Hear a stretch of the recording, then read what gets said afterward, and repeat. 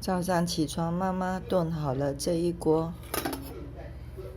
她讲说这是老菜脯的鸡汤，就是这个萝卜干是已经很久了，所以变得很黑了。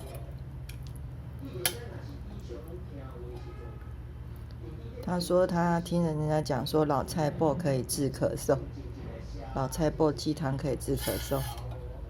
因为昨天睡觉就觉得好像背比较冷，所以有点不好睡。早上起床，妈妈就炖了这个鸡汤要给我喝，真的非常非常感谢妈妈。